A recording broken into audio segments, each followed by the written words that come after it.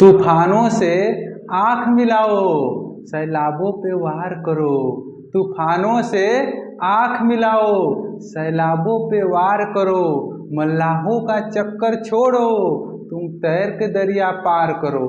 तो जय हिंद मेरे प्यारे दोस्तों, मैं पवन कुमार सिंह आप लोगों का हार्दिक स्वागत करता हूं प्रिपरेशन विद पवन अर्थात PWP में। तो कैसे हैं दोस्तों, उम्मीद करते हैं आप लोग अच्छे होंगे, मस्त होंगे और ज़बरदस्त होंगे और अपनी पढ़ाई को कंटिन्यू किए होंगे। ठीक है दोस्तों, तो चलिए आप लोग जानते हैं कि जैसा कि हम लोग का कार्यक्रम जो है कि पढ़ाई का चल रहा है, तो इसी को देखते हुए आगे बढ़ाते हैं। तो यहाँ पर ध्यान दीजिएगा, जो हम लोग का चैप्टर चल रहा था उसका था फिजियोग्राफी रीजन ऑफ इंडिया, यानी भारत के भौगोलिक भाग। ठीक है दोस्तों, यही ना हम लोग पढ़ रहे थे।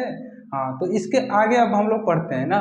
अब उसमें हमने बताया था, इसको हम लोगों ने 6 पार्ट में बांटा था भू भौगोलिक भाग को इंडिया के, और 6 में से पहला जो था वो उत्तर भारत के पर्वत। ठीक है ना, उत्तर भारत के पर्वत को पढ़ना था। तो आइएगा हम लोग देखते हैं। ठीक है, अब देखिए, अब ये हमारे पास पूरा मैप है, ये हमारा प्यारा भारत है दोस्तों। और ये प्यारे भारत में देखिएगा जितने भी हैं, जितने भी ये पर्वत हैं, ये यहाँ पर हैं। ये जितने भी पर्वत है ये पूरा किधर है, नॉर्थ में, यानी कि किधर है, उत्तर में। ठीक है दोस्तों, यहाँ पर उत्तर में पूरा का पूरा पर्वत है। अब आइए पर्वत में भी देखिएगा, हम लोग उत्तर के पर्वत को 3 भागों में बांट कर पढ़ेंगे। कितने भागों में? 3 भागों में। और वो पहला भाग होगा जिसे हम लोग कहेंगे ट्रांस हिमालय, उत्तर के पर्वत। इसमें हमारा पहला होगा ट्रांस हिमालय, दूसरा होगा हिमालय पर्वत, ठीक है, और तीसरा होगा पूर्वोत्तर की पहाड़ी। ठीक है, अब आ जाइए मैप पर देख लेते हैं कौन सा कहाँ पर है। ठीक है, अब देखिए पहला हमने कहा था ट्रांस हिमालय। देखिए दोस्तों ध्यान दीजिएगा, ये यहाँ पर ही हमारे पास ट्रांस हिमालय है। क्या है ट्रांस हिमालय?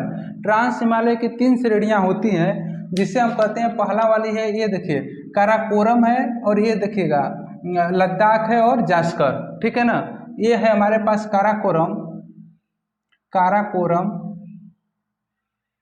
दूसरी होती है श्रेणी, इसका नाम होता है लद्दाख। तो चलिए दोस्तों, हम लोग पढ़ रहे थे लद्दाख श्रेणी। ट्रांस हिमालय का जो बीच वाला भाग था वो लद्दाख था, और ट्रांस हिमालय की जो तीसरी श्रेणी है उसका नाम है जास्कर। क्या नाम है दोस्तों? जास्कर। तो आप लोगों को समझ में आया होगा कि ट्रांस हिमालय को कितने भागों में बांटा गया है? 3 भागों में। पहला है काराकोरम श्रेणी, दूसरा है लद्दाख श्रेणी, और तीसरा है जास्कर श्रेणी। ठीक है, ये समझ में आया। अब उसके बाद हम लोग पढ़ रहे थे क्या, उत्तर भारत के पर्वत, ये पहला भाग था। दूसरा भाग में आता है हिमालय, हम लोग पढ़ेंगे दूसरे भाग में हिमालय। अब हिमालय को भी हम लोग 3 पार्ट में बांटे हैं। कितने भागों में? 3 भागों में। पहला भाग का नाम होता है, इसका नाम है ग्रेट हिमालय, यानी इसको कहते हैं महान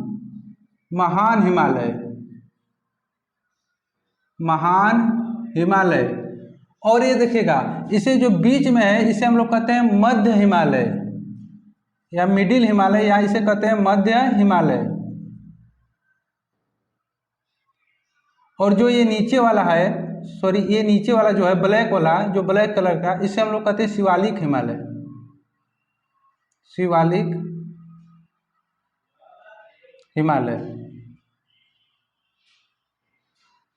तो आप लोगों को समझ में आया कि हिमालय को 3 भागों में बांटा गया है, जिसमें पहला है जो सबसे बड़ा भाग है, जो सबसे बड़ा वाला ऊपर वाला, इसे कहते हैं महान यानी ग्रेट हिमालय। और जो बीच में वाला है, मिड में वाला, इसे कहते हैं शिवालिक हिमालय। और जो सबसे नीचे जो बीच में वाला है उसे कहते हैं मध्य हिमालय। और जो सबसे नीचे वाला ये है ब्लैक कलर का लाइन है, इसे हम कहते हैं शिवालिक हिमालय।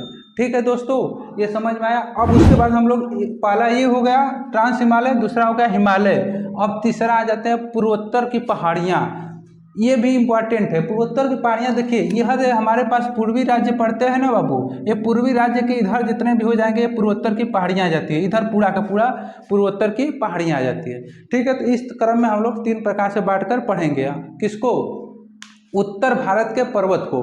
ठीक है ना, चलिए तो अब आगे हम लोग बढ़ते हैं। इतना आप लोग को समझ में आया होगा। ठीक है, अब जब आगे बढ़ते हैं तो यहाँ पर देखिए ट्रांस हिमालय जो लिखा है ना, हिमालय से पहले बन गया था ट्रांस हिमालय। ठीक है, याद रखिएगा।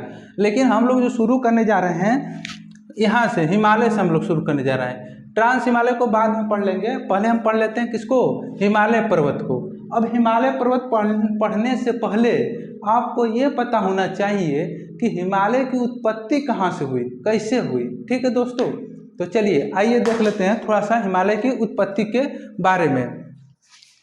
तो आइए ध्यान दीजिएगा, यहाँ पर ध्यान दीजिएगा हिमालय की उत्पत्ति।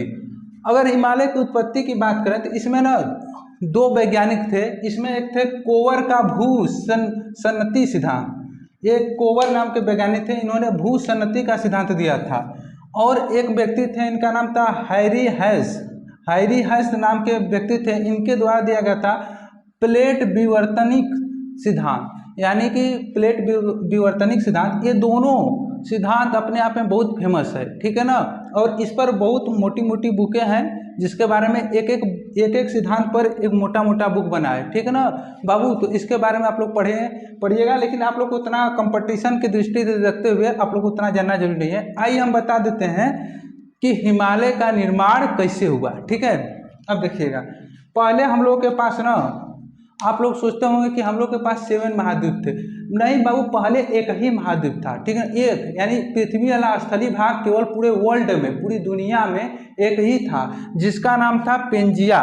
जिसका नाम क्या था बाबू, पेंजिया, ठीक है ना। वो स्थलीय भाग जिसका नाम था पेंजिया, और एक ही इसके चारों तरफ से क्या पानी से घिरा हुआ था, जिसे समुद्री जल से घिरा हुआ था, उसका नाम था पैथालासा, ठीक है। अब समझ में, एक पेंजिया था और एक पैथालासा था, ठीक, यहाँ कौन समझ में आया। लेकिन इसमें आंतरिक फोर्स लगने के कारण, क्या, इंटरनल फोर्स यानी आंतरिक बल लगने के कारण जो हमारे पास पेंजिया था वो 2 पार्टों में विभाजित हो गया। कितने पार्टों में, 2 पार्टों में विभाजित हो गया, जिसमें पहले का नाम हो गया अंगारा लैंड और दूसरे का नाम हो गया गोंडवाना लैंड। ठीक है दोस्तों, समझ में आया कि नहीं बात। पहले का नाम हो गया क्या, अंगारा लैंड, दूसरे का नाम हो गया गोंडवाना लैंड। अब ध्यान देने वाली बात यह है कि जब अंगारा लैंड और गोंडवाना लैंड बढ़ रहा था तो ये बीच में ये तेथिस सागर, ठीक है ना, ये पानी कुछ इसमें भर गया कि नहीं, भर जाएगा कि नहीं, जब ये बढ़ गया है तो भर जाएगा बिल्कुल। तो इसमें पानी आकर भर गया, ठीक है ना, जिसे कहते हैं जल, और इसका नाम था तेथिस सागर। इसका नाम दे दिया गया कौन सा, तेथिस सागर। लेकिन अभी बात यहीं तक रुकी नहीं थी। अब देखिए, इंटरनल फोर्स यानी कि आंतरिक बल जो था वो लगता जा रहा था। तो ये देखिए, जो गोंडवाना लैंड था ये भी बढ़ गया, ठीक है ना, ये भी इस तरह से कुछ अपने आपस में बढ़ गया, ठीक है ना। इस तरह से गोंडवाना लैंड और यहाँ पर अंगारा लैंड भी यहाँ से बढ़ गया, ठीक है ना। तो गोंडवाना लैंड भी बढ़ गया और अंगारा लैंड भी बढ़ गया। तो इसमें देखिए, गोंडवाना लैंड में कौन कौन से देश आ जाते हैं और अंगारा लैंड में भी कौन कौन से देश आते हैं। तो देखिए, पहले हम बात करें गोंडवाना लैंड की। तो गोंडवाना लैंड में जब ये बटा था तो उस समय देखिए, गोंडवाना लैंड का जो हिस्सा हुआ था उसका नाम था साउथ अमेरिका, जिसको हम लोग कह सकते हैं दक्षिणी अमेरिका, दक्षिणी अमेरिका। उसके बाद यहाँ पर आया था अफ्रीका,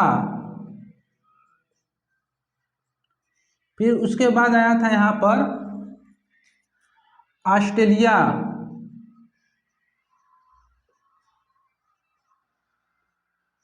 फिर उसके बाद इसी पर आ जाएगा अंटार्कटिका,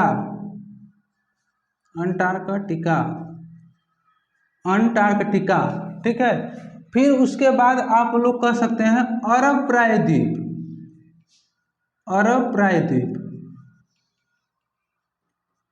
प्रायद्वीप भी गोंडवाना लैंड का हिस्सा था, ठीक है ना दोस्तों। अब उसके बाद अब आगे बढ़ेंगे तो एक आ जाता है क्या, हमारे पास इंडिया।